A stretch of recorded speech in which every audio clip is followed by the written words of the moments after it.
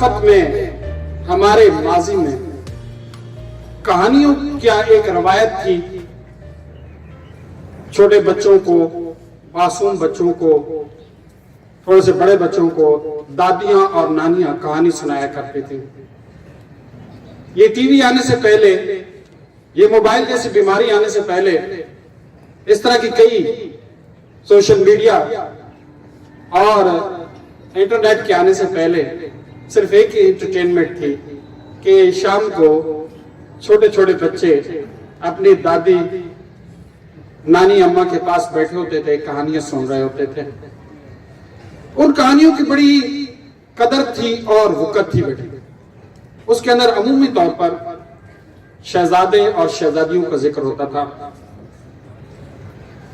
और जब वो कहानी सुना रही होती थी तो जितने लड़के बैठे होते थे सारे शहजादे बन जाते थे। सारे अपने आप को शहजादी की जगह पे रखकर सोचते थे, और जितनी बच्चियां बैठी होती थी सारी शहजादियां बन जाती थी। बड़ी अच्छी सोच उससे जन्म लेती थी। और चूंकि दादी और नानी कहानी सुना रही है तो उसके अंदर बड़ा इखलास होता था, उसके अंदर कोई गंदी चीज नहीं होती थी, ये लुच्चर किस्म की चीजें नहीं होती थी जो आज सोशल मीडिया पे दिखते हैं। इस किस्म के कोई बकवासात नहीं होते थे। सारी मगदनी गुस्सा भी है कि ये क्या हो रहा है हमारे माशरे में, कहाँ हमारी तहजीब जा रही है।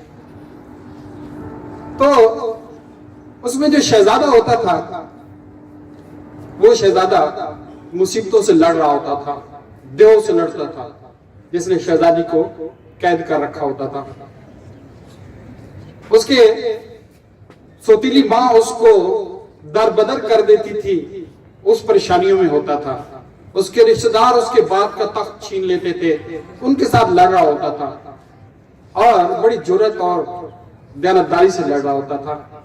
उसका किरदार होता था, और आखिर में कामयाबी भी होती थी।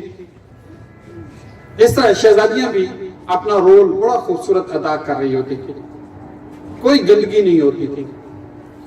बेटे इन कहानियों का बड़ा रोल था, वो कहानियां खत्म हो गई हैं। अच्छा, कहानियों ने वैसे पूरी कौमों के अंदर, कबाइल के अंदर भी बड़ा रोल प्ले किया है।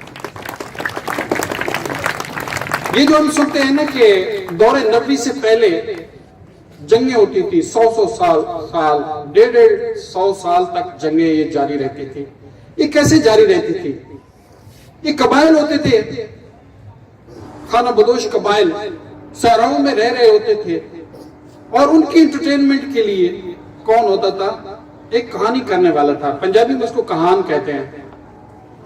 मैंने अपनी जिंदगी में एक देखा था कहान, उसके बाद बेचारे खत्म हो गए।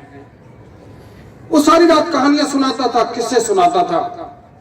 तुम्हारे आबा अजदाद वो थे, तुम्हारे आबा अजदाद बड़े जरीद बहादुर थे, उन्होंने फलां कबाइल को शिकस्त दी थी, फलां किया था, फलां। उन बच्चों का, उन नौजवानों का खून गरमाते थे और उनको जंगों का ईंधन बनाते थे, और सुबह जो है लड़ते थे, कई मर जाते थे, और ये सैकड़ों साल तक जंगें जारी रहती थी। तो मैं क्या कह रहा हूं कि स्टोरीज का, कहानियों का बड़ा इंपैक्ट होता है। पॉजिटिव भी नजर आता है, नेगेटिव भी नजर आता है, कि नेगेटिवली भी इनको लोगों को जंगों का ईंधन बनाया गया है, और पॉजिटिवली देखें कि एक माँ, नानी, दादी के खलूस की कहानियां जो बच्चे सुनते थे तो उनके अंदर वही खसूसियात जाग उठती थी, वही खूबियां जाग उठती थी, सारे अपने आप को शहजाद। तो बेटे मैं आज ये आपसे कह रहा हूं कि आप अपनी कहानी क्यों नहीं लिखते? Why don't you right your own stories? कुछ लोगों ने अपनी स्टोरीज लिखी हैं, और वो लोग बताते हैं कि हमने जो स्टोरीज लिखी थी वो हमारा स्क्रिप्ट हो गई हैं। मैं ड्रामा राइटर रहा हूं, ड्रामे लिखे हैं। उस ड्रामे के अंदर जो है, जो स्क्रिप्ट लिखते हैं वही अदाकार बोलते हैं, लेकिन इसके तो सेंट्रल किरदार भी आप हैं, मेन किरदार भी आपने अदा करना है, स्क्रिप्ट भी आपने लिखना है। अच्छा, एक और है कि जब ड्रामा लिखते हैं ना, तो ड्रामे का आगाज जो है आपके सामने तो एक डायलॉग से होता है, बातचीत से होता है, लेकिन राइटर जो है उस किरदार की, खास तौर पर जो सेंट्रल किरदार होता है, उसके ऊपर पूरा पैराग्राफ लिखता है।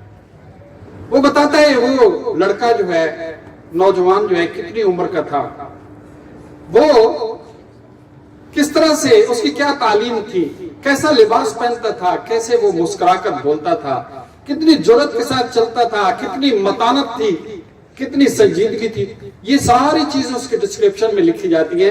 फिर जो है प्रोड्यूसर वैसा ही अदाकार वो तलाश करके उसको जो है पुटअप करता है या उसको ट्रेन कराता है। पुराने जमाने में बड़ी ट्रेनिंग कराई जाती थी कि आपने ये रोल प्ले करना है तो फिर आपको ऐसा बनना पड़ेगा। तो बेटे आप अपनी कहानी लिखें, पहले तो डिस्क्रिप्शन आएगा, फिर जो है आपकी लाइफ स्टोरी आएगी, समझाई ना। लेट्स से कि आज जो है 21 जनवरी 2056 है, 56, 30 साल बाद 21 जनवरी 2056 का दिन है। 30 साल गुजर चुके हैं बेटे, आज के बाद 30 साल गुजर चुके हैं, इससे पहले वाली जिंदगी प्लस कर लें। इस सारी जिंदगी का बेटे 2056 में आप खड़े हैं, आप अपनी कहानी लिखें। आप कहां पैदा हुए, कहां से तालीम हासिल की, मैट्रिक में क्या डिस्टिंक्शन हासिल की, इंटरमीडिएट में आपने क्या कहां से पढ़ा, क्या डिस्टिंक्शन हासिल की, कौन सा प्रोफेशन चुना, कौन कौन सी अचीवमेंट आपने हासिल की, किस किस मुकाबले में आपने हिस्सा लिया, क्या क्या मैदान मारा, लिखो ना बेटे। अगर आप लिख देंगे तो कर देंगे बेटे। किस किस मैदान में आपने तबाह आजमाई की, क्या क्या आपने तहरीर किया, क्या क्या आपने बोला, क्या आपने सीखा, क्या आपने लोगों को दिया, क्या आपने दुनिया में कंट्रीब्यूट किया, क्या आपने दुनिया से वसूल किया। राइट योर स्टोरी बेटे। और ये अगर आज सच्चे दिल से आप लिख देंगे ना, सच्चे दिल से लिख देंगे, आई गारंटी यू कि आप ये वक्त इंशाल्लाह आप सबकी जिंदगी में आएगा, मैं तो शायद नहीं होऊंगा, आपकी जिंदगी में आएगा कि आप जो है महसूस करेंगे कि वाकई हमने उस दिन जो 30 साल पहले स्टोरी लिखी थी वो सच साबित हो गई है। आज जो है ना वही कुछ हुआ है और होगा वही, ये मैं बता रहा हूं। अगर आप खुद से दिल से लिखें और उस स्टोरी के आप ही किरदार हैं, फिर किसी और चीज को ताक में न ले आए, किसी हालात को न ले आए, किसी सर्दियों गर्मियों को मत लेके आए, मत किसी और रुकावटों के सामने रुके। कोई रुकावट आपको नहीं रोकेगी क्योंकि आपने अपना रोल खुद मुतय्यन किया है। और याद रखें आखिरी बात, और अगर आप अपनी स्टोरी नहीं लिखेंगे बेटे तो फिर हालात आपकी स्टोरी लिखेंगे, फिर आपके इर्द गिर्द के लोग आपकी स्टोरी लिखेंगे और वो शायद अच्छी ना हो, वो ब्लैक एंड व्हाइट हो। आप अपनी खूबसूरत रंगीन स्टोरी 2026 के शुरू में लिखते हैं बेटे। इस साल का आगाज भी इसी से होना चाहिए कि आप अपनी उस स्क्रिप्ट पे अमल करते हुए इंशाअल्लाह 30 इयर्स के बाद जो है आप वही होंगे जो आप अपने स्क्रिप्ट में अपने लिए लिखेंगे। ना सिर्फ अपने इवेंट्स लिखेंगे बल्कि आपकी पूरी तस्वीर आपको नजर आए। जिस तरह मैंने कहा कि प्रियम्बल में लिख दिया जाता है कि वो कैसे बोलता है, कैसे बात करता है। अपने लिए मुतय्यन करो यार, आपने कैसे बोलना है, आपने कैसे लोगों से बिहेव करना है, आपने मुंह टेढ़ा करके जीना है या मुस्कुरा के जीना है, आपने दोस्त बना के जीने हैं, दुश्मन बना के जीने हैं, आपने मोहब्बतें समेट कर जीना है या नफरतें समेट कर जीना है। बेटे आप डिसाइड कर लें, अपना स्क्रिप्ट लिखें। Thank you very much.